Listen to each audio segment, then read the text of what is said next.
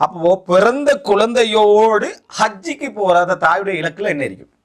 பிறந்த குழந்தையோடு ஹஜ்ஜிக்கு போற, அதாவது இப்பதான் பிரசவம் குழந்தை சட்டத்தை கேட்கிறாங்க, எஹராத்தை வச்சாச்சு, புள்ளை எடுத்துட்டு போறாங்க. புள்ள பிறந்த நாள்லயே என்ன, பிறந்த 10 நாளைக்குள்ள என்ன ஹஜ்ஜி நடக்குது. யாரோட? அல்லாஹ்வுடைய தூதரோடு என்ன செய்யுது? ஹஜ்ஜி நடக்குது. இதுல நிறைய ஆர்வமா இருந்தாங்க நபி தோழிகள்.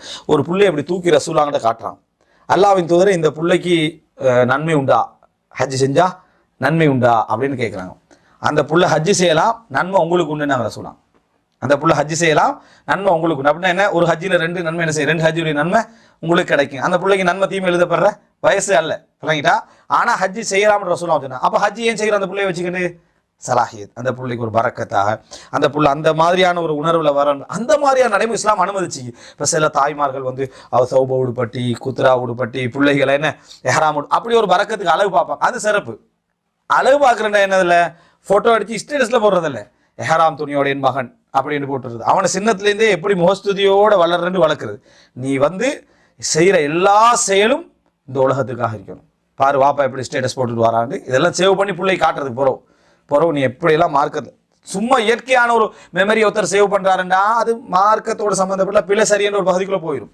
தீனை சேவ் பண்ணிட்டு வர்றது என்னது, அவன் செஞ்ச ஹஜ்ஜி ஞாபகம் வச்சு, வாப்போட 8 உம்ரா பேத்திக்கிறாய். எத்தனை உம்ரா?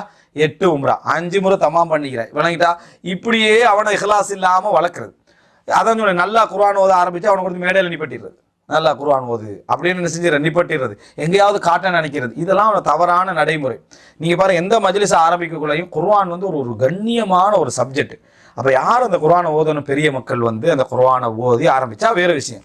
சின்ன பிள்ளைய கொண்டு என்ன செஞ்சுட்டு ஆரம்பிச்சிடுறது. சின்ன பிள்ளைய கொண்டு ஆரம்பிச்சிடுறது வந்து அவங்கள உருவாக்குறது, முன்னேற்றத்துக்கு நல்லதுதான். இன்னொன்னே காட்டுது, நமக்கு முக்கியம் இல்லைன்றதை காட்டுது.